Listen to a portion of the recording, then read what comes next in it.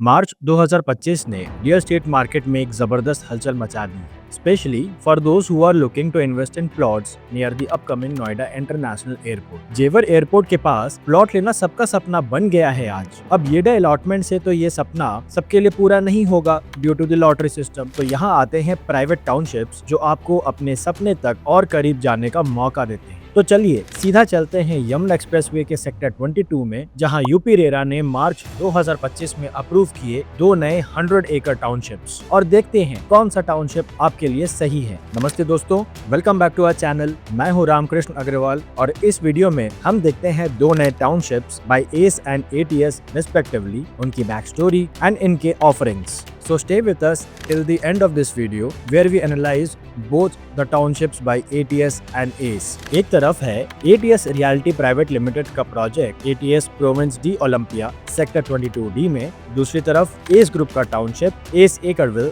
Sector 22A में। दोनों townships को रेरा का ग्रीन सिग्नल मिल गया है, लेकिन इन दोनों टाउनशिप्स की अपनी अपनी बैक स्टोरीज भी है। ये दोनों टाउनशिप्स का ऑक्शन इनिशियली 2012-13 में हुआ था, जब रेरा भी नहीं आया था।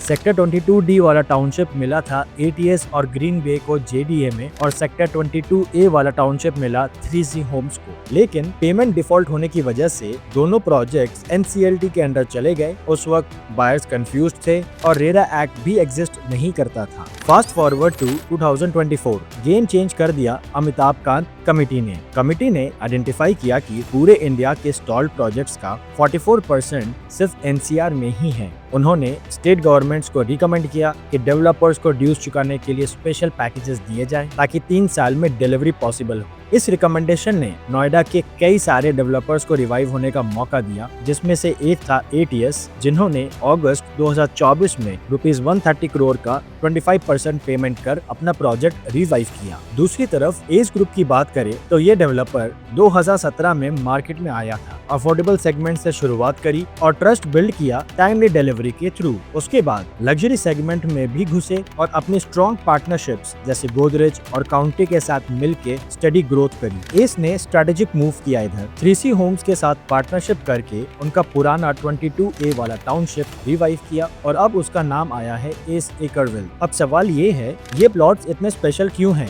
2012-13 में यमुना एक्सप्रेसवे एक सपना था, आज वो ड्रीम रियलिटी बनने वाला है। 2021 में योगी और मोदी सरकार ने नोएडा इंटरनेशनल एयरपोर्ट का फाउंडेशन स्टोन रखा था और येडा सिटी को एक गुरुग्राम जैसा बनने का स्टोरी मिल गया था। आज डेवलपर्स ये बेच रहे हैं कि आप एयरपोर्ट से बिल्कुल पास रहेंगे, और ये कहानी बिक भी रही है सेक्टर 22, 18 और 19 के प्लॉट्स के लिए। सेक्टर 22 में सबसे ज्यादा रेसिडेंशियल डेवलपमेंट भी हो रहे हैं। अब हर कोई प्लॉट लेना चाहता है। प्लॉट का डिमांड समझिए, जब येडा ने रेसिडेंशियल प्लॉट्स लॉन्च किए तो उनमें लोगों का रिस्पॉन्स जबरदस्त था। 248 टाइम्स ओवर सब्सक्रिप्शन हुआ, मतलब हर एक प्लॉट के लिए 248 लोग लाइन में लगे हुए थे, क्योंकि लोगों को पता है कि जब एयरपोर्ट बनेगा, इंफ्रास्ट्रक्चर रेडी होगा, फिल्म सिटी जैसे प्रोजेक्ट्स आएंगे, तब ये प्लॉट्स गोल्ड माइन बन जाएंगे। और अगर आपको ये लगता है कि ये सिर्फ स्पेकुलेशन है, तो नोएडा एक्सप्रेसवे का डाटा देखें तो लास्ट 5 इयर्स में प्लॉट्स ने 65.5% का रिटर्न दिया है। पर प्रॉब्लम ये है कि येडा के प्लॉट्स सिर्फ लॉटरी सिस्टम के द्वारा मिलते हैं, इसलिए प्राइवेट प्लॉटेड टाउनशिप्स का क्रेज बढ़ता जा रहा है। अब दोनों ही डेवलपर्स एस और ATS होमक्राफ्ट नोएडा के ट्रस्टेड नाम हैं, but let's compare them head to head. अगर हम प्लॉट साइजेस की बात करें तो ATS प्रोविंस डी ओलंपिया में 150, 210 और 270 स्क्वायर यार्ड्स के प्लॉट्स अवेलेबल हैं, वेराज एस एकरविल में 200, 300 और 500 स्क्वायर यार्ड्स के प्लॉट साइजेस अवेलेबल हैं। Total number of plots ACE Acreville में ज्यादा है ATS प्रोविंस डी ओलंपिया से। जैसा कि हम टेबल पे देख पा रहे हैं, ATS प्रोविंस डी ओलंपिया की डेंसिटी भी थोड़ी कम है, तो इस प्रोजेक्ट में ज्यादा ओपननेस फील होगा। पर अगर पोजीशन टाइम देखें तो एस एकरविल 2 साल पहले डिलीवर हो जाएगा ATS प्रोविंस डी ओलंपिया से। पर इन टाउनशिप्स के कुछ और भी एस्पेक्ट्स हैं जो अभी हम कंपेयर करेंगे। इन दोनों टाउनशिप्स में कुछ ग्रुप हाउसिंग प्लॉट्स भी हैं। ATS प्रोविंस डी ओलंपिया में 3 ग्रुप हाउसिंग प्लॉट्स हैं। One is ATS Allure and the other 2 are ACE Terra and Aurum Alumni Bliss, whereas ACE Acreville में एक ग्रुप हाउसिंग प्लॉट है and it has been approved by the name of ACE Verde। Commercials की अगर बात करें तो ATS province d Olympia में